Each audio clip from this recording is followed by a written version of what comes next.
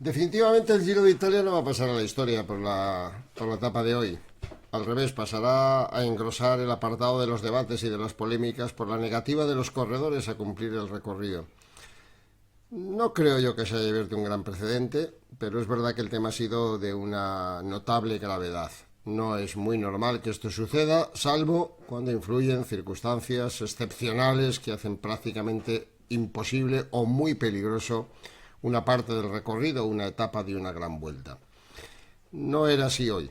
No era así, pero al final, por mor de tantas batallas, de tantas preocupaciones, de tanta tensión, del pleito que tienen los corredores, la Asociación de Ciclistas Profesionales con los organizadores de carrera, en temas en los que están sobrados de razón, la seguridad, fundamentalmente los recorridos, en ocasiones harto peligrosos, los que han provocado, por ejemplo, el descenso hacia meta en el accidente de Polonia de Jacobsen. Bueno, pues cosas de la máxima seguridad en las que los ciclistas tienen que apretar a los organizadores y con toda la razón, aunque yo creo que los organizadores generalmente también ponen de su parte los medios necesarios para evitar que sucedan los accidentes a veces inevitables.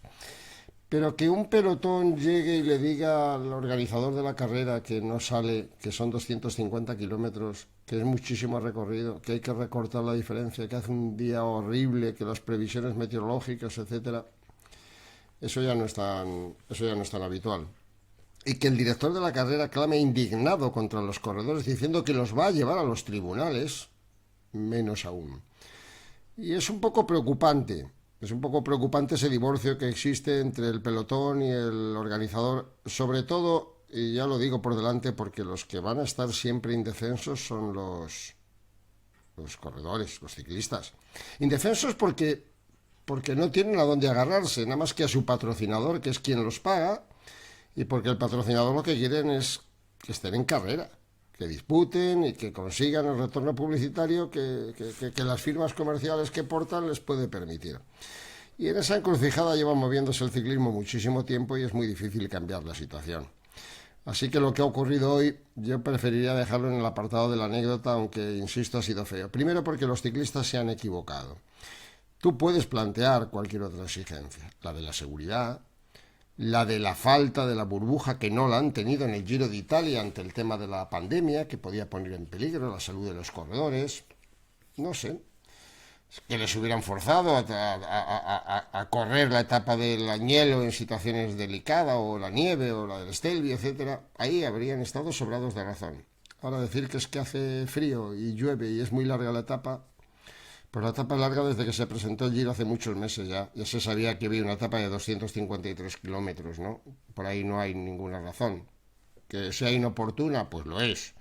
Porque después de los etapones de montaña, tener que hacer una etapa teóricamente intrascendente de 258 kilómetros antes de la madre de todas las batallas, que nos espera mañana en Sestier, pues no tenía mucha razón de ser. Pero el organizador hace las carreras como puede, como le pagan, con los municipios o las corporaciones o los ayuntamientos que están dispuestos a satisfacer la cuota, y no siempre sale lo que prefieren. Y ahí salió, por la razón que sea, una etapa muy larga, inapropiada a todas luces, y el corredor no tiene nada más que asumirla y hacerla. No hacía tanto frío y no llovía tanto, no eran condiciones dantescas. Es verdad, y la agrupación de ciclistas profesionales, encabezada por Gianni Buño, mandó el informe y la aclaración, que vienen sucediendo muchas cosas en el Giro que ponen en peligro la salud y que esta podía ser una más de cara a la inmunidad del ciclista ante el tema de la pandemia y el tema del COVID. Bueno, que el ciclista acaba medio anémico una vuelta por etapas, eso ya es verdad, de por sí. Que el ciclista no está sobrado de reservas para soportar alguna invasión externa de su cuerpo también. Pero que ni hacía tanto frío, ni llovió apenas durante el recorrido. Tan es así que se volvió en contra de los corredores la última parte del recorrido. Primero con el pelotón dejando hacer la fuga, y segundo con los corredores de la fuga, que de verdad eran los que iban con el calentón encima, sin manguitos siquiera, con vestimenta habitual y sin prendas de abrigo. ¿Por qué? Pues porque a lo mejor las previsiones meteorológicas eran peores, es verdad, pero luego pues había 13 grados. Es baja temperatura, con lluvia muy baja, pero en esas condiciones se corren infinidad de pruebas clásicas en el mes de marzo, en el mes de abril y durante buena parte de la temporada y en carreras como la París-Niza. Por ahí le salió mal la jugada. Pero yo tampoco, aunque le esté dando una cierta trascendencia por tratar de aclarar o de puntualizar determinados detalles o por intentar ver desde mi experiencia las exigencias de los corredores y los derechos de los organizadores que han establecido una serie de contratos firmados con las corporaciones por los que ha de pasar la carrera, que tienen que pagar, etcétera, pues trato de ponerme en el punto intermedio, en el prisma que me permita entender a una parte y a otra. Y la única conclusión que saco es, primero, que los corredores se han equivocado, porque no debían haberlo hecho, porque no han tenido argumentos reales para hacerlo, y sí los habían tenido con anterioridad, cuando el Giro no les dio la protección necesaria con el tema del COVID. Y segundo, que Mauro Beñi, en su condición de responsable del Giro de Italia, no ha tenido la fortaleza de parar esa situación. Que se la han presentado de repente, sobrevenida, muy a última hora, pues sí. Que incluso managers de los equipos ni lo sabían, pues también. Pero así ocurren a veces las cosas cuando se quieren hacer por la fuerza o semichantaje. Decíamos, esto en el Tour no habría pasado, y es muy probable que no, porque hubiera habido medidas de mayor fuerza, incluso en la Vuelta. Y las hay, pero tampoco es conveniente. No digo llegar a las manos, sino estirar la cuerda tanto que terminemos ahogándonos y que el que salga peor parado sea el ciclismo. Yo quiero pensar que es una anécdota que no tiene que ir a mayores, que no puede sentar un precedente, que no debe sentar un precedente, que esa era la preocupación de los organizadores, ¿no? O sea, ahora cada vez que llegan los corredores y digan que no les apetece la etapa, que es muy dura, que es muy larga, no. Los corredores se han apoyado en un estado anímico que posiblemente ha provocado mucho la decisión final de chantajear, entre comillas, al Giro de Italia. Todo lo que vienen soportando, toda la pandemia que soporta la sociedad, ellos siguen peleando, ellos siguen luchando, ellos siguen dando el espectáculo. Sí, se me dirá que para eso cobran, es verdad, pero en medio de unas condiciones muy preocupantes. No es lo mismo el señor que va a trabajar todos los días en el metro y que está expuesto a contagiarse con el virus que el que va mucho más cómodo. Bueno, pues los corredores están corriendo unas circunstancias bastante delicadas y yo creo que aunque vaya en el sueldo hay que agradecérselo. Y por ahí lo normal es ser indulgente. No me quiero enrollar más con esa historia porque tampoco conduce a nada. Al final es una reflexión obligada porque habrá opiniones dispares e incluso encontradas, y yo apelo a la buena voluntad de unos y de otros a que Mauro Beñi, el director del Giro, no saque los pies del texto con los tribunales, aunque sí es lógico que intente reclamar, no sé muy bien a quién, las pérdidas en concepto de indemnización que le ha podido ocasionar el que la etapa no transcurriera por el recorrido pagado y pactado, pero que quede ahí solo la cosa y que la aprendan los ciclistas. Los plantes hay que hacerlos cuando hay una razón de peso. No después de una suma de circunstancias, ahora me voy a plantar el día menos oportuno y el día más equivocado. No. Dicho esto, la etapa ha tenido poca historia, aunque otra vez Peter Sagan fue el que estaba dispuesto a darnos el espectáculo y durante muchos kilómetros tiró para neutralizar una mini etapa de 120 kilómetros. Han tardado 2 horas y media, quiere decir que se ha ido a 1000, prácticamente 50 por hora, y que por un momento parecía que podía ofrecer más alternativas por ese empecinamiento de Sagan en responder a las exigencias del guión y a su caché. Pero cuando vio que no había manera y que no encontraba la colaboración del Groupama, pues consintió la fuga. ¿Por qué no trabajó Groupama cuando Arnaud Démare ha ganado 4 etapas y tenía la oportunidad maravillosa de ganar la quinta?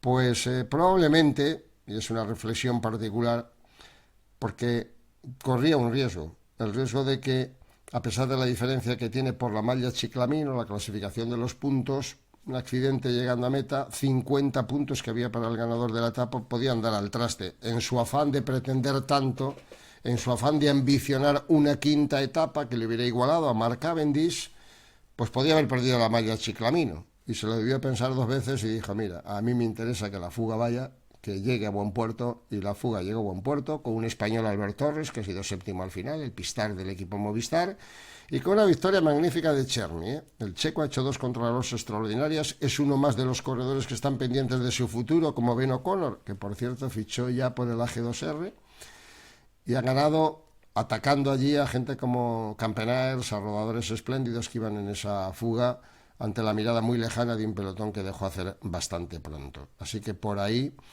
a CCC la victoria, y en la clasificación de la etapa que ya vemos, nada especialmente relevante porque llegó ese grupo con 11 minutos de adelanto y la victoria de Cherny le permitió adelantar a Campenaers, a Mosca, Simon Clark, a Keise y al resto de los 14 compañeros de fuga antes de que Ballerini diera tiempo al pelotón a 11:43. Por lo tanto, era etapa de transición, más allá de las cuitas que han ocurrido, fuera larga o corta, la jornada no ha reflejado ningún cambio de cara a la clasificación general, que ante la trascendental, que no definitiva, porque el domingo tenemos la crono, ante la trascendental etapa de mañana, sigue vistiendo por segundo día de rosa a Wilco Kelderman, el neerlandés. Kelderman con 12 segundos de ventaja sobre Hindley y 15 sobre Theo Geoghegan se erige en la más comprimida distancia a 2 jornadas del final de la historia del Giro de Italia más reciente. Pello Bilbao es cuarto a 1:19, Almeida quinto a 2:16, Fulsan a 3:59, Conrac a 5:40, Nibali a 5:47, en fin, todavía hay varios hombres por lo menos aspirando al podium y todavía hay gente aspirando a la victoria que no son solo los 3 primeros. ¿Se podría dar un triunfo de Pello Bilbao? ¿Podría de Kooning, ya que ha perdido casi todo, intentar por sorpresa el movimiento de Almeida? No es fácil, pero lo que está claro es que no solo es el duelo, aunque sea el prioritario, entre Sunweb e Ineos en esa etapa en la que se iba a subir el Agnello y Soar 2.700 metros de altitud, como el paso Stelvio, y que ha quedado reducida a lo que ahí vemos. Una jornada en la que se suprimen los 3 grandes puertos y en la que tenemos 3 subidas a Sestriere.